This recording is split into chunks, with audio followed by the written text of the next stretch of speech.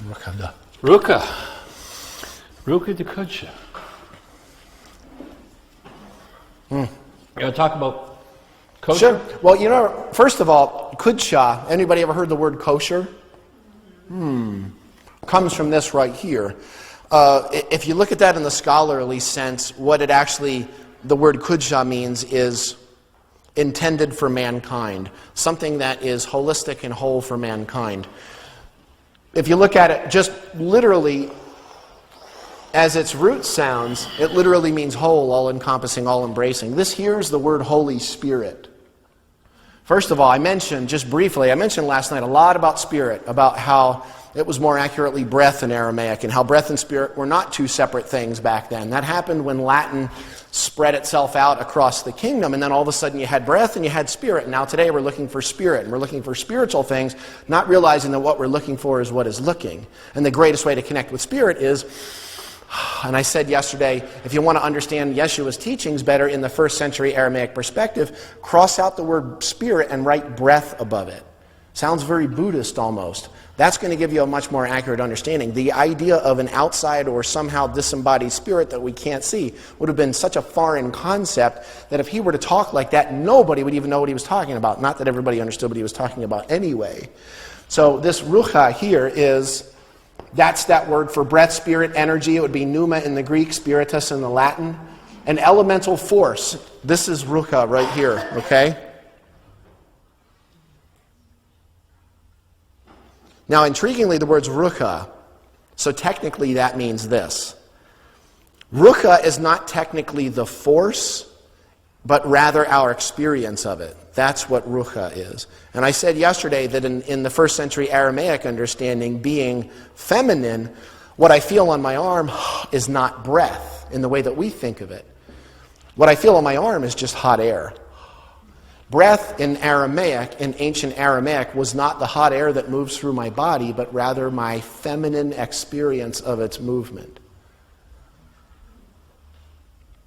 Everybody breathing right now? I could feel like that's a lot different, isn't it?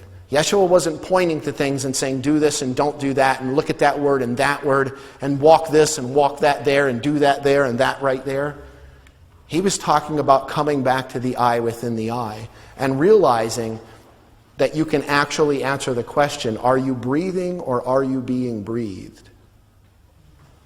Rucha breathes you.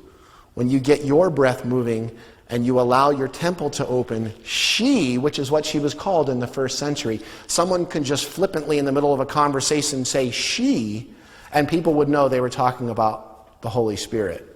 Rucha de Kudsha, the all-embracing breath of God. And there's a lot of amazing power in this is the word of. This b is a little prefix, the dalet, which essentially means of, you put it that way. Interesting. And if you can just be aware of your breath and understand the only reason you can't breathe in any moment is because things are up and resonating. And if you don't know how to forgive, you're never going to be able to open your temple, ever. Because there's always going to be residue there. There's always going to be junk that's going to keep that from happening. And it's interesting when he's talking to Nicodemus about this. Nicodemus doesn't have a clue what he's talking about. The leader of the Jews. This is it. And Yeshua says, what? You a leader? You don't understand this? And then notice what he defaults to. He then explains to him an elemental force. This word is used to describe all of the elemental forces. And in particular, there's one for humans. But he gives Nicodemus the example of this elemental force called the wind. And he says, you know it came from somewhere, and you know it went somewhere, but you don't know it directly. You can only know it by the effects that it creates. And so in each of us, there is this elemental force for that which is proper for humans. And if you turn yourself over to that energetic flow in you, then that power will process those things out of your structure. Rukudukudsha. We could say in our modern language almost a superprocessor. Nicodemus wasn't aware of the superprocessor. And it's interesting to watch how the Greek fear-based translations can turn things so backward. So we hear about this, and over the years I've worked with so many people who, I remember one man who was in his 70s, and he was starting to look at, thinking about, my lifetime is getting short, and he was sure that he was going to hell for eternity. Because as a young man, as a teenager, he did what he considered to be the denial of the Holy Spirit. And he was sure that that's where he was going to burn for eternity. And there's nothing in the Aramaic about the denial of the Holy Spirit is the unforgivable sin, or the denial of the force for that which is proper. What it says is, in essence, let's kind of do a long form of it. In your carbon-based memory system, your body's structure is made of carbon, 6 electrons, 6 protons, 6 neutrons, and anything that's put in there that doesn't belong there is stored holographically in every cell and passed from generation to generation. So we've got 4 generations, we're told, in there. That's 31 lives. If you've got 31 lives in there, and then remember again last night, we talked about 10,000 brain cells firing, 9 bits of data can come to conscious awareness in these pictures that we paint behind our eyeballs. How long do you suppose, if there's a pattern in your family system, it's going to take you processing 9 bits of data at a time to get through it? Not likely to happen anytime soon. What that passage says is being explained is that you have a power in you that if you invite her into activity in you, she will process you right down to your genetic toes. The denial of that power will leave you in unforgiveness. You won't have the capacity to process that much information. It isn't unforgivable. There's nothing like that. But if you're not able to call that power into play in you, if you can't acknowledge that it's there and invite it into activity, then you're on your own. And on your own, it's a pretty stuck place to be. It doesn't work. It doesn't work. But there is literally an elemental force in each of us that if we call it into activity, and when it always amazes me when I watch people do the forgiveness worksheet process from Why Is This Happening to Me Again? So often somebody starts that worksheet out and there's this big, messy, arms going in every which way, hate, fear, anger, rage, guilt, grief. And literally 4 minutes after they do the forgiveness process, they're like, well, why was that such a big deal? And where did it go? And it's gone. Probably the most common comment that I get from people, I don't know if you've done this when you've done the worksheet with people, but when I ask people, how do you feel after you've done the forgiveness process compared to before? And before, it's all these emotions and all this stuff. And literally 4 minutes later, it's silly that I ever had any disturbance about that. And the truth is, you've never had any disturbance about anything. You've just been disturbed. Your mind can put it anywhere. When you enter into forgiveness and you call on that force for that which is proper, that force for that which is proper can take a lifetime of trauma in 35 seconds or less and disappear it. Don't quote me as that's some kind of literal number. Just disappear it. And on the other side of it, people are laughing at something that they were extremely traumatized about just minutes ago. But you can't do that on your own. Our own pea brain can't do that level of process work. And so when I can acknowledge that power is in me and can move through me and undo what doesn't belong, untie me or liberate me from those things, everything changes. Oh yeah, it fits right in with it. So, it's amazing. The Nicodemus thing is funny. He came under the cover of night with his, it didn't say with his tail between his legs, the leader of the Jews, saying, I heard you're some sort of a big deal and I wanted to come and talk to you. But it's intriguing how when he says the wind comes and goes, you don't know where it's coming from or where it's going to, that word's rucha. And then it says, as it is with spirit. What hand gesture? The wind, he can go like this. What hand gesture would he have to make for spirit? What would he have to do? Foreign concept in the first century. He would have probably gone, as it is with rucha, as in breath. Remember, breath and spirit were artificially separated later, not yet. Okay? He probably would have gone, and he also says, of course, you must be reborn of Maya and Rucha, Maya as in water. But intriguingly, that word Maya, what it really means is great flowing expanse. It's at the end of Shemaya, which is the word heaven. Must be reborn of the all and its movement, its elemental forces. And there's another thing that's hooked on so often that I get asked about. People say, all right, but what about born again? What does it say in Aramaic? And what I would also say to a biblical scholar is, what does it say in Greek? So, interesting. That phrase in Aramaic, another thing he said in John 3 to Nicodemus, is that you must be metelid man darish. Okay? What does that mean? That word rish or reish means head. Now let me explain what head means, okay? It doesn't mean this. People can say born of the crown chakra. That's nice. It could be that. It could be part of it. This was called the Christ chakra in Gnosticism, okay? That's a good one. That makes sense. But let's look. As a matter of fact, that's what Christos means, open channel of divinity. Now here's head.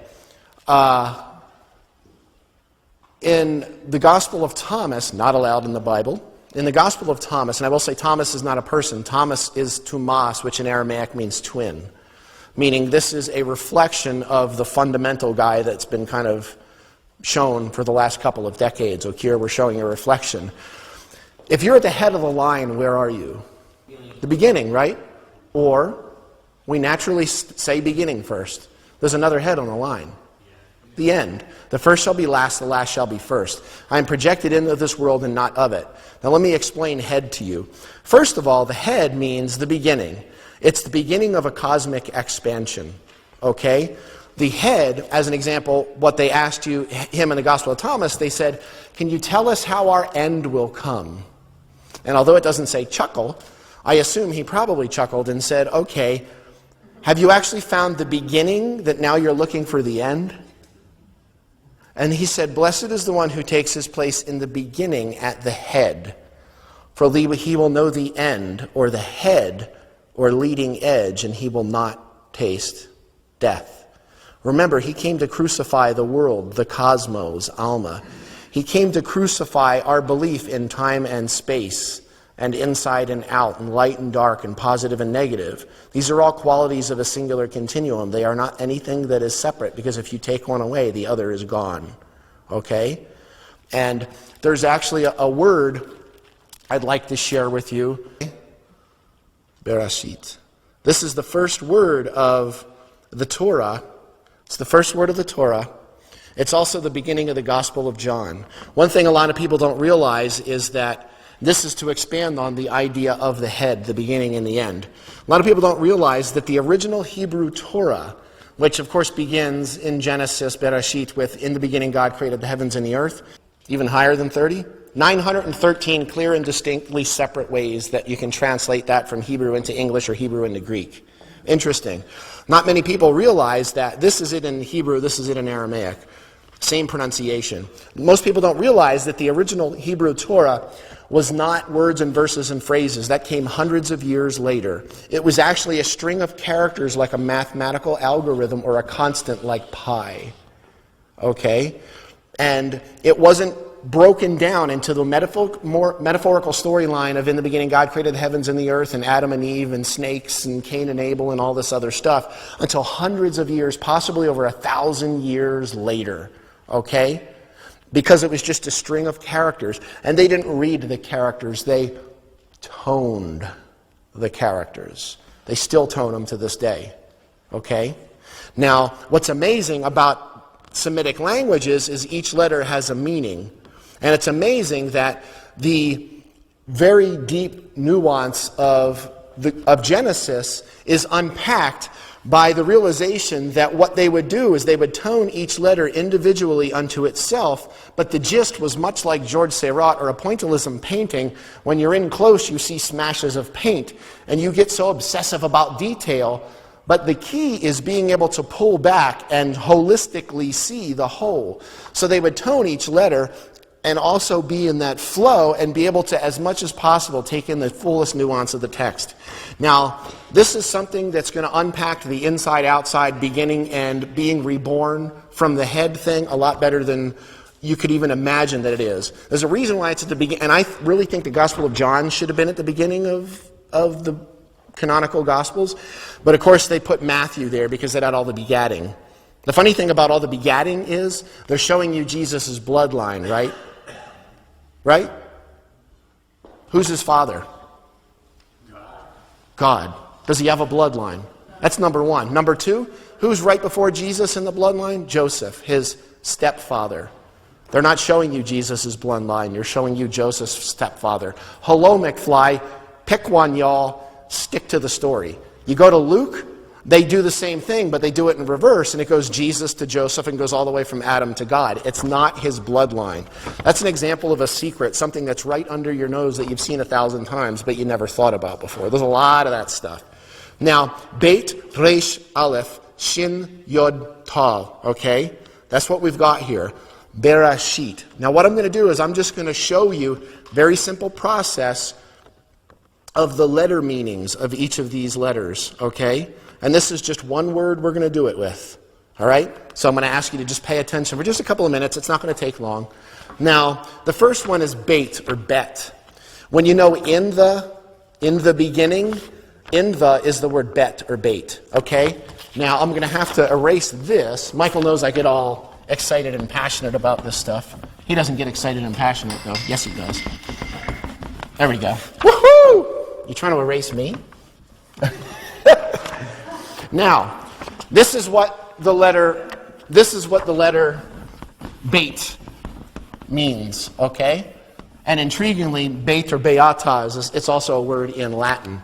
It means this. It means house, okay? Now, this in Proto-Sinaitic, the earliest style of writing that we have, bait means house. It still does to this day, and it looked like this. It looked like a house. But let me explain something to you. House, Beit, when you know Beit Lachem, Bethlehem, the house of bread. Okay? Interesting. House, Beit, doesn't mean just a building with bricks and structures and walls.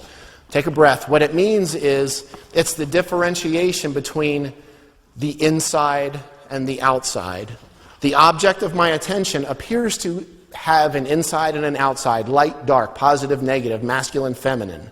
It also means burst open. It's the root of the word blessing. Okay, and I said yesterday, it says that we were born as the original blessing of life itself. Okay, so we've got burst open as its own blessing from inside to its outside. All right? The next letter is Resh. Resh is the word head. It means leading edge, or it means source or leading edge. Head, okay? You know what's amazing? The original letter looked like this. It was a neck with a head on it. Interesting. So, next letter is Aleph. Aleph is actually the first letter, well, rather than writing the letter, is actually the first letter of the Hebrew and Aramaic alphabets. And it sounds like this. Listen closely, okay?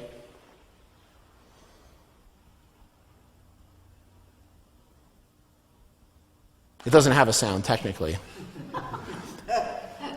It is often pronounced like this, though. Okay? Now, this aleph is put in words to keep a word in motion. Part of it, there's a symbolic depth to it, which I'm going to get to, but it's not the same as having a space there, even if it's not spoken. But the difference is that you keep it moving, okay? You stay in motion. Now, what aleph meant was ox. Wow, that's the key to the cosmos is ox. Huh? The original letter looked like this, okay? This was the original letter for aleph. What does that look like? It looks like an ox. Why? Because Then and now, the ox was considered to be an animal in agrarian societies, agricultural societies, that was so tremendously powerful because it didn't just have strong haunches or shoulders or back or legs, but rather that it gained its tremendous strength only when it was in a state of absolute wholeness. Strength only comes when we are holistic and whole. That's where power comes from. That's where all power comes from. That was represented by the sound ah, which was aleph, which is everything. It's the whole ball game. You getting what I'm saying? And then we've got the letter shin, or sheen. Now what's interesting about this one, I'm just going to put it below. It looked like this. This is literally the original letter. It meant shine, sheen, or express. It was a lip with teeth underneath it. We're going back about 8,000 to 10,000 years right now, okay? It means shine, sheen, or express. Whoa. The next letter was yod, which means hand. When it says in the Gospel of John, nothing existed except through his hands, beyada, ada, or yeda in Aramaic, that doesn't mean that God's got a workbench up there and he's building the world. What it means is everything you see is God. There's no outside God. There's no outside presence. There's no all-powerful anything except that which you have not opened up your awareness to. Okay? But that yod means to reach out. It means to reach out. The original letter looked like this. It was an arm with fingers on the end of it, a hand, and it meant reach out. And then the last letter looked like this. Just two lines next to each other. That word means reflection or echo of itself. Now, if you just look at the word Bereshit, and then I'm going to turn this back to Michael, this is just the first word of the Bible, okay? You've got Reshit, which is a woven net that a fisherman would use, and the Reshit, or Reshit, it would be squeezed down, and they would throw it, and it would go like this. Reshit, that's what Reshit means, the casting out of a net. Okay? In the middle is Reish, which means head or leading edge. Reshi literally means at the leading edge of the rushing headwaters. Kind of like you're going down a mountain stream and you're surfing the leading edge of the cosmos. You ever have that feeling when you're so fully wholly present right now in this moment at your center that you feel as if you're at the leading edge of all creation? That's what it means to be born again. Literally, looking at this word, there's also Ash or Aish, which is an expanding fire, bursting open as its own blessing from the head or leading edge of everything to shine, sheen, express, and reach out to become its own reflection. That's just the first word of the Bible. Do you think maybe we missed something? That's what wholeness means. You get it?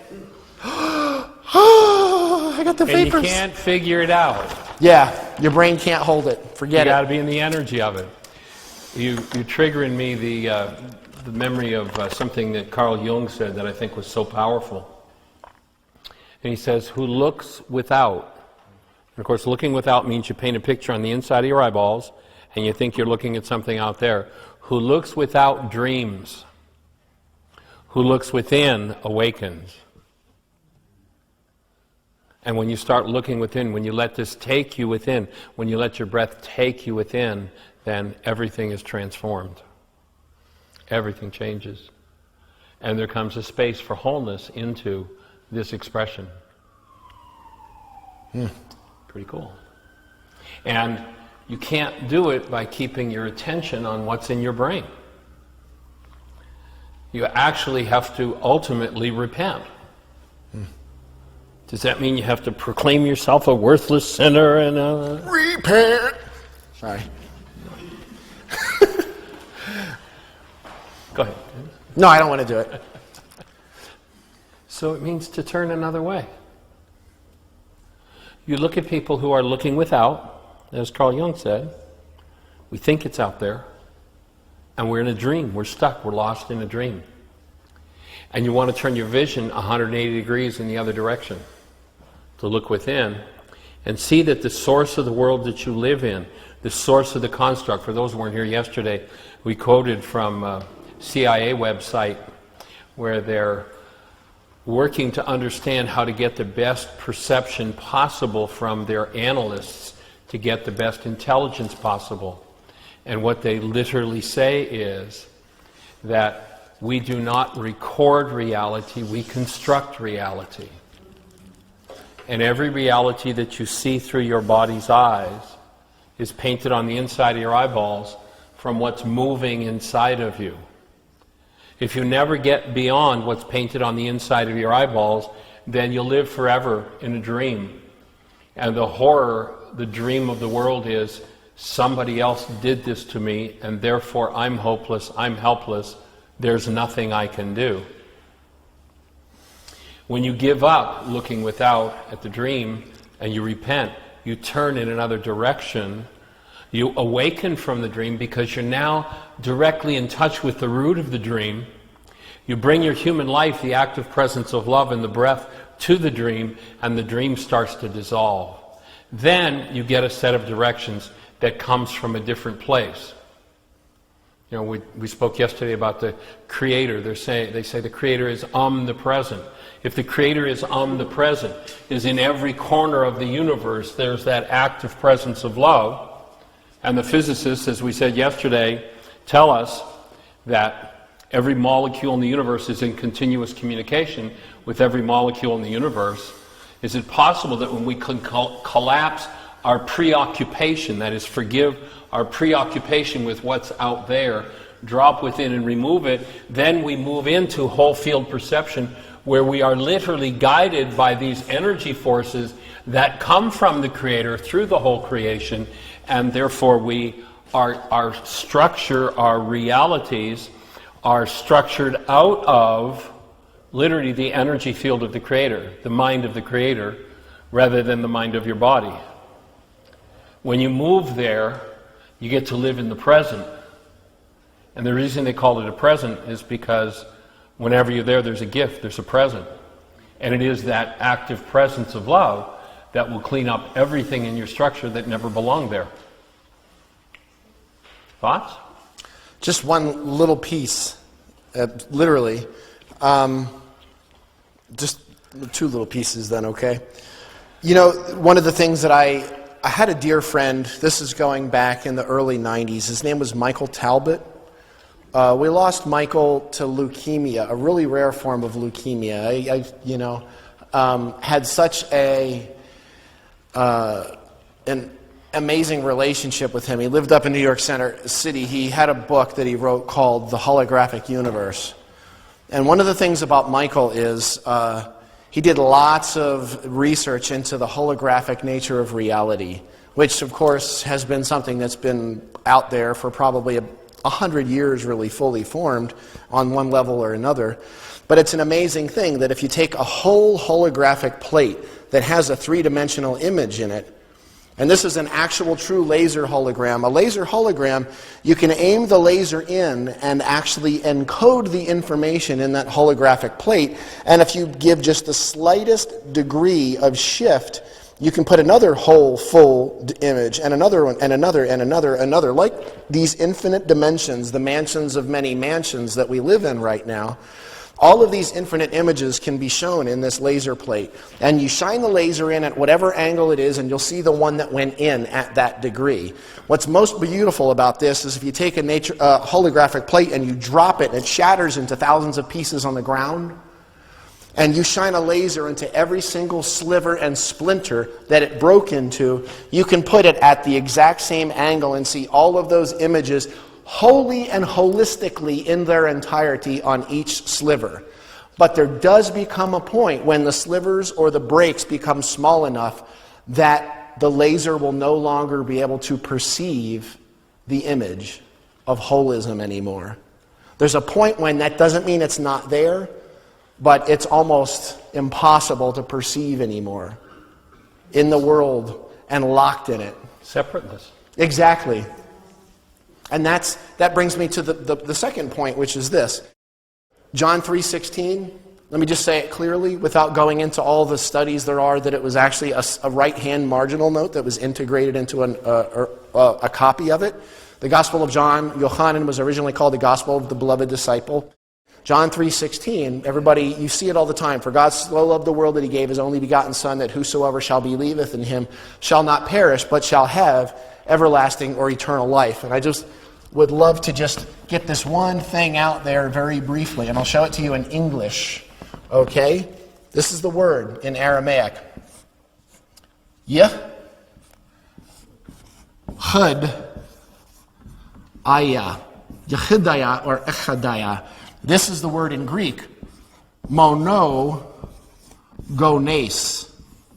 Now, what does mono mean? One. What does gones mean? Gona. Birth, born. Only begotten. Now here's an interesting thing, okay?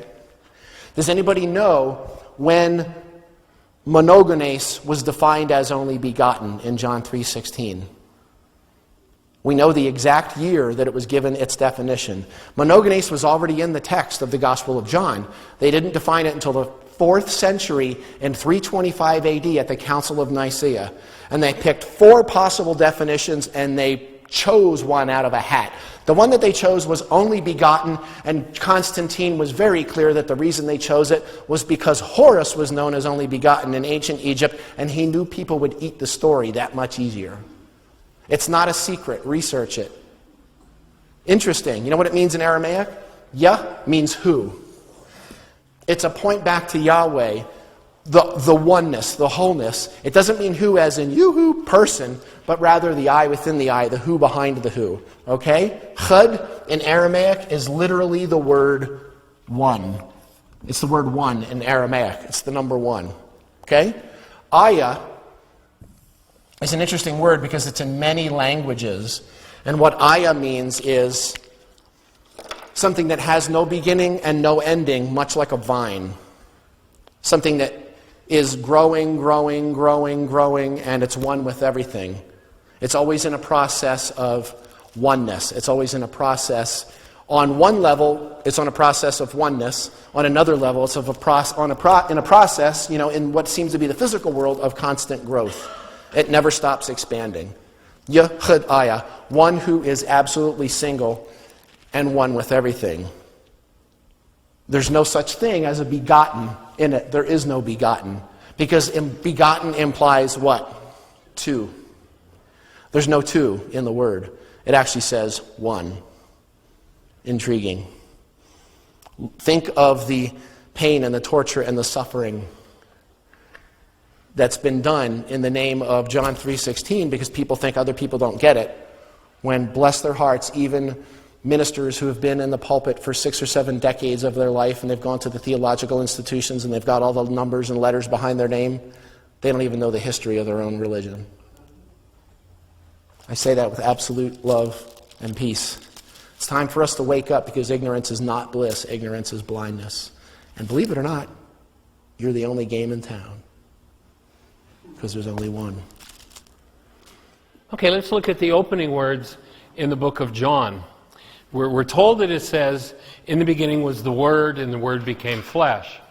In Aramaic, it's something much more profound than just speaking a word. There are a couple of different ways to translate it, and one of them is mind energy, and the other one is willed action. And when you think about that, and then, so often now today, we get the benefit of the world of physics and the world of physiology and research that goes into the science of it, and it all starts to make sense. Now, there's a video that we carry with an interview with a fellow named Bruce Lipton, who's a cell biologist.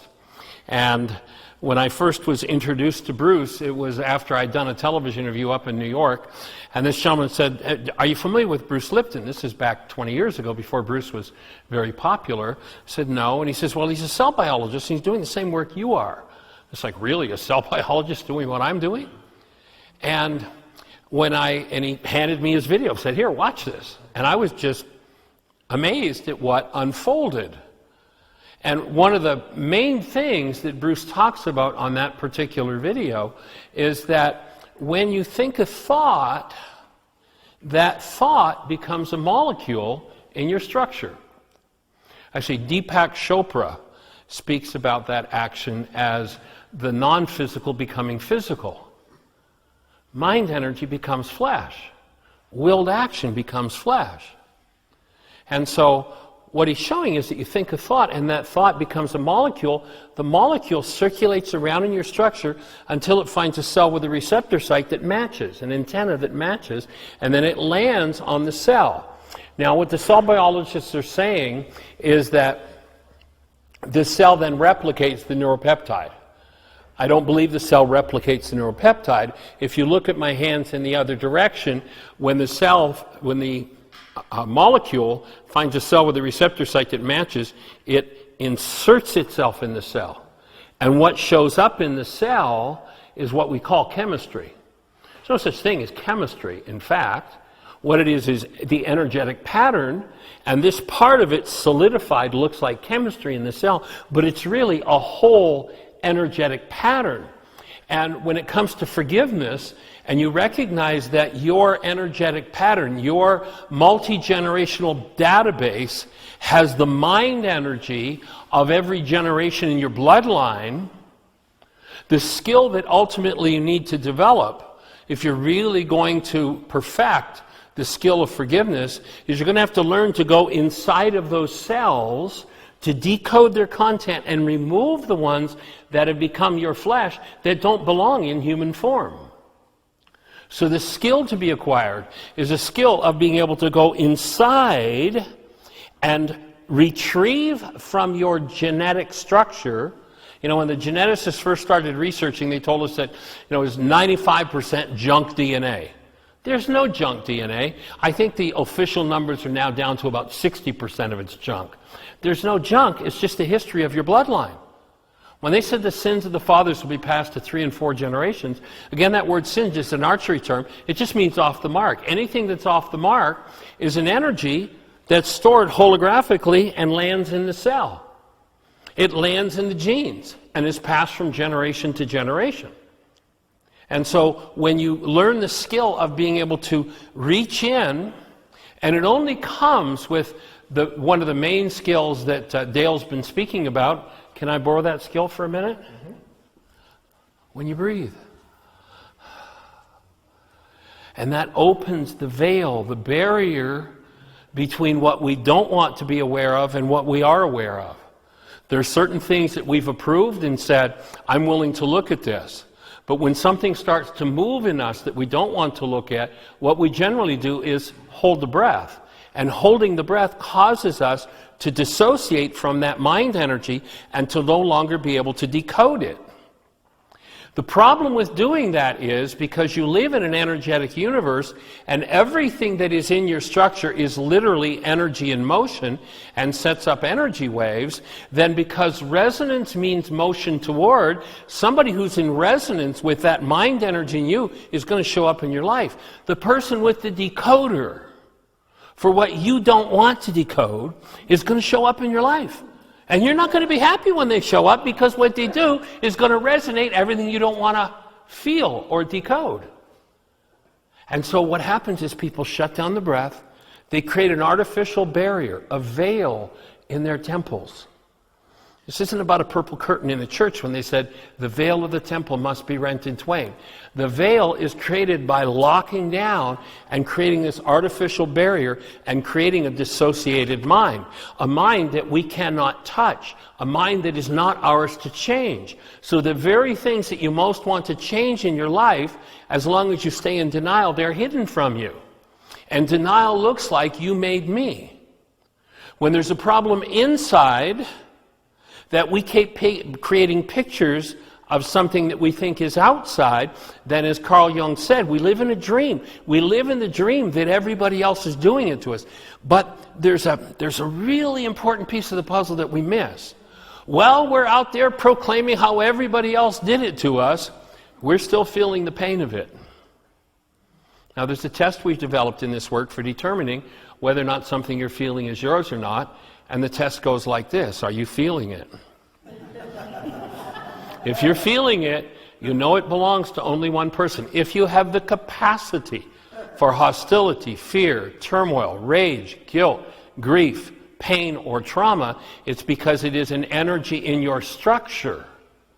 And until you're willing to capture that and remove it, and it is a skill. I remember several years ago, I bought a computer online, got the computer, hooked it up, and there was a problem with it. I called tech support, and the tech support people said, you know, we can't do this over line, you're going to have to send it back to us. So I sent it back, and they ostensibly fixed it. I got it back, plugged it in, it was exactly the same. Got online with tech support, sent it back, and they ostensibly fixed it, plugged it in, was the same. My son did his computer training with a former NASA computer scientist who was a genius with computers, but had several businesses going, and he's a good friend of mine, and I didn't like to disturb him. But after the second time of the company that owned the computer, or built the computer, when they couldn't fix it, I called Graham. And, Graham, I've got a problem with this computer, can you help me? He says, sure, what's going on? And so I explained it to him. He says, well, go to a C prompt. I said, what's a C prompt? And he explained how to get to that. And he gave me a string of characters to type in, and I typed them in. And he said, read that back to me. So I read back what came up. He said, okay, type this in. Read that back to me. What's it say? I read it back to him. He said, okay, type this in. It's fixed. Graham, come on. You're kidding me. No, it's fixed. Well, how come that... Michael, it's fixed. Now, how does a NASA computer scientist know that it's fixed? He's developed such skills. You know where Tiger Woods was today? One of the best golfers in the world. You know where he was today? He was out on the golf course. He was chipping shots. He was putting. He was driving.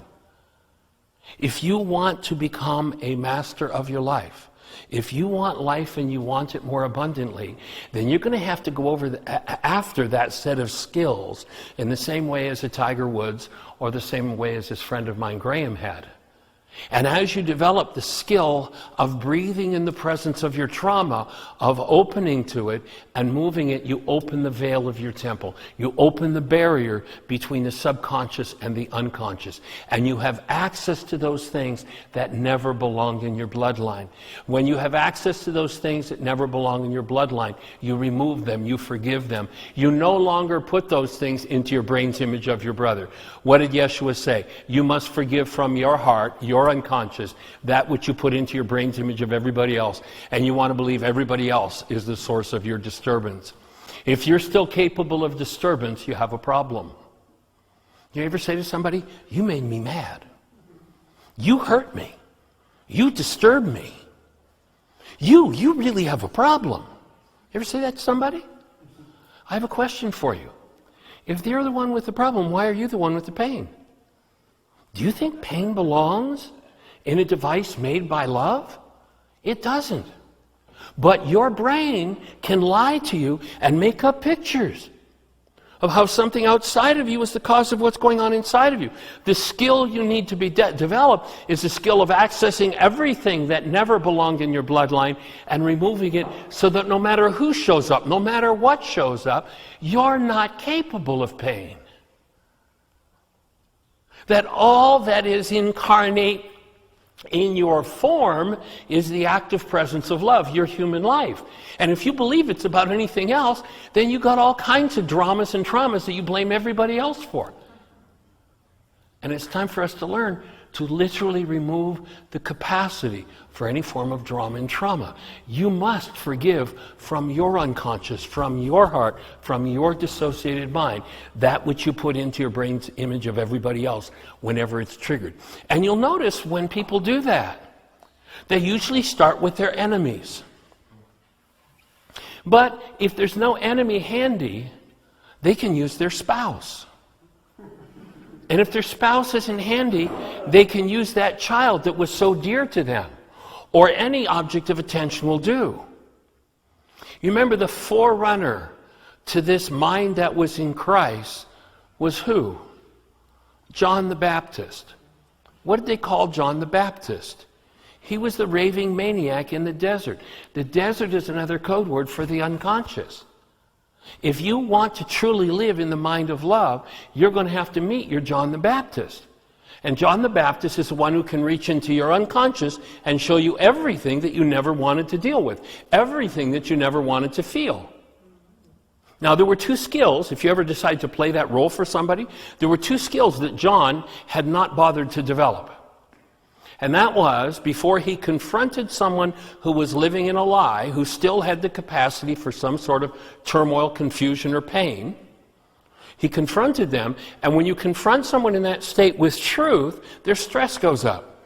And most people have their stress attached to the source of the information that shows truth. And they want to get rid of it. So John didn't know when to duck and when to hold the mirror up. And they took off his head. Be careful when your stuff comes up to own it and stop taking off other people's heads. Stop talking about anybody else if you're in pain or turmoil. Because talking about someone else when you're in pain or turmoil is called denial. And when you deny, you dissociate. And what you dissociate from is the only thing that will kill you. If there is a frequency in your cellular structure that can cause disturbance or disease, then you need John the Baptist to bring it up for you. And then you need to breathe. The veil of the temple was rent in twain. The veil in the doorway of the temple was rent in twain from top to bottom. Ape tareya the haikla. The veil of the temple. First of all, he mentioned a purple curtain in the doorway of the church. It's nice, and there's validity in making a building and putting a curtain there and making the inside of that the holiest of holies, and only the high priest can go in there.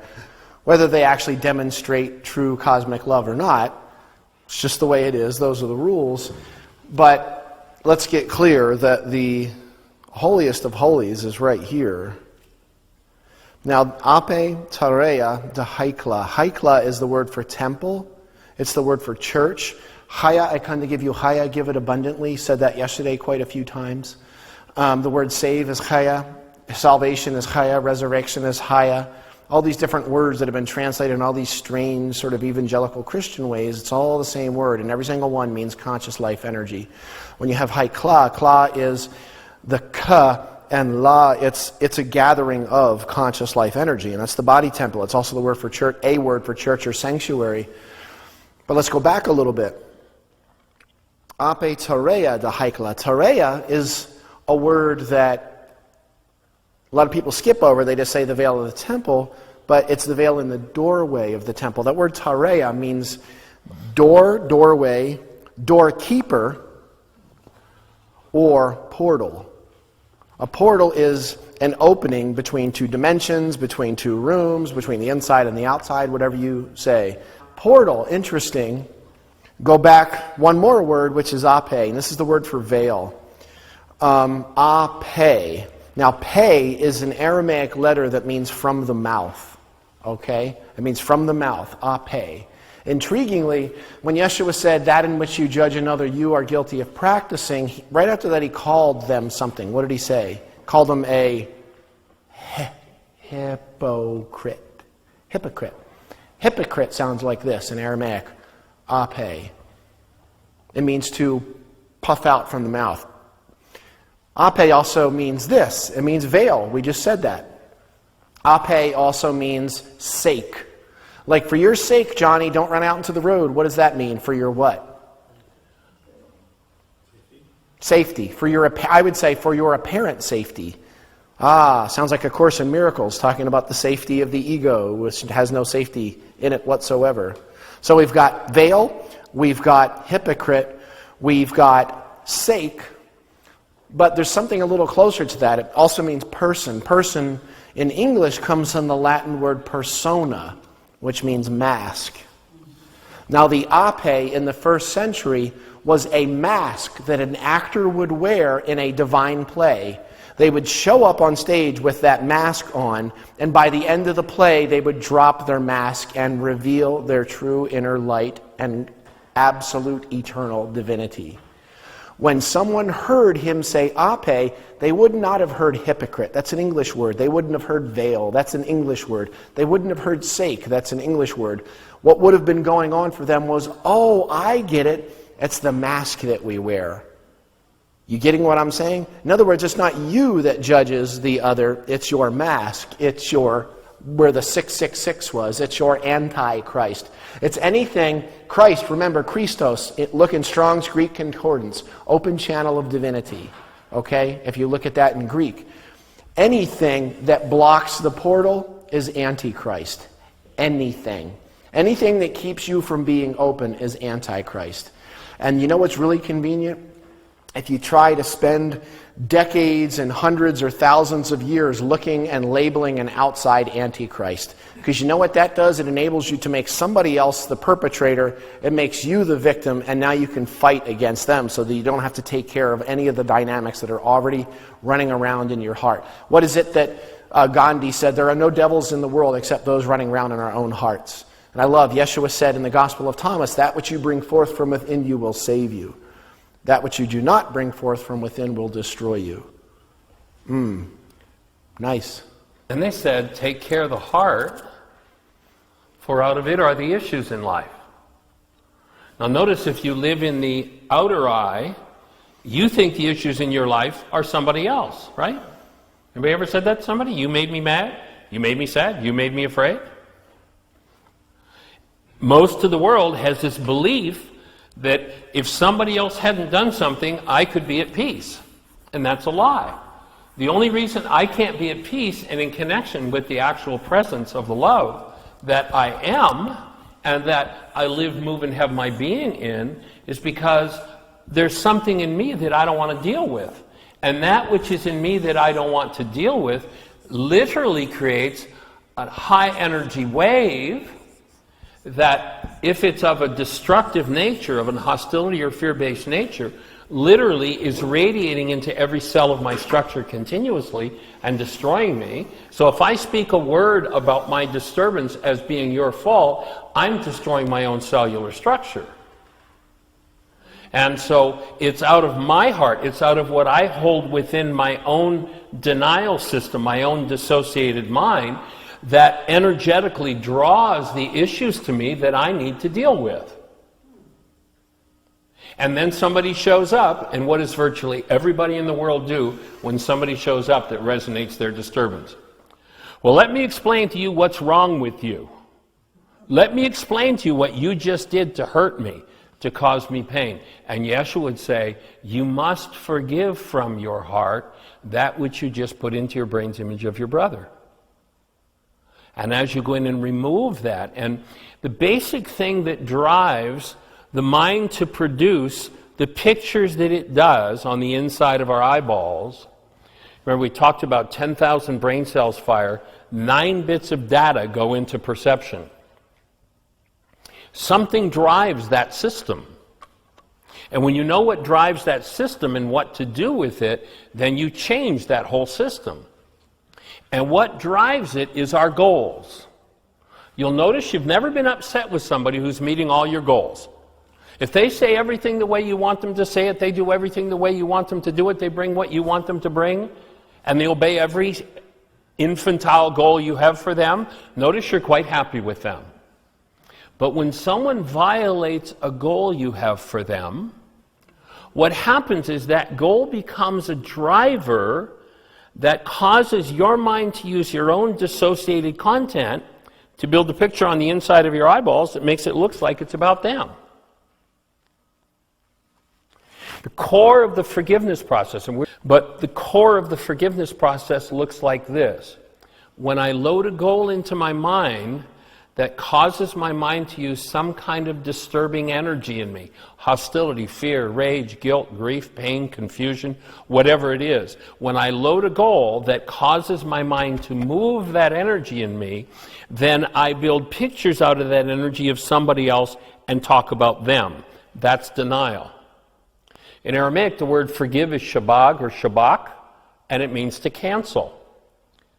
When I realize that what's driving my perceptual system to use my dissociated hostility or fear to produce my brain's image of another, I now live in a dream, as Carl Jung said, who looks without dreams. I live in this dream that everybody else is the problem in my life, and therefore there's no resolution. When I recognize it's my goal that drives the dream, then I shebag the goal. I cancel the goal, which seems totally insane. But when I realize that that goal is driving my perceptual system to use my internal information based in hostility, fear, confusion, rage, whatever it is, then by canceling my goal, I collapse the whole projection. And when this projection collapses in on itself, I drop right into the part of my mind that holds the disintegrative energy, the sin, the energy that's off the mark, that doesn't belong in me. So I open a pathway into that dissociated part of my mind, and as I do, I'm able to bring that information, instead of bringing it forward as pictures of everybody else, by going within, as Jung said, now I've awakened. I'm in direct relationship with that energy. I bring it to the presence of active love, my human life. I ask Ruku Dekudsha, the super processor, for support, and all of a sudden I process through that, and my temple is freed from that. I've opened the veil of my temple with forgiveness and removed what didn't belong. And that's all been misinterpreted to be about some kind of building 2,000 years ago. And it becomes irrelevant to who you are today. Are you still capable of any former hostility or fear? Notice that when it comes up, you talk about somebody else. That's the whole game of the world. Buy into the world's denial system and make it everybody else's fault. We can never drop into the part of us that is our disease and heal it. You got to crack open the veil. It's done with forgiveness. It seems totally backward to have a perfectly wonderful, awesome, sweet, tremendous goal and cancel it. But I collapse the picture that keeps me focused out there, thinking the problem's out there, and I get to drop into where the real problem is. And when I remove what disturbs my peace of mind, then I get to incarnate as a human being. There's work to be done. That part of your mind. And then invite Ruku Dekudsha to assist you to process whatever that's about. It's the most amazing process you'll ever see when you actually use it. First century Aramaic forgiveness.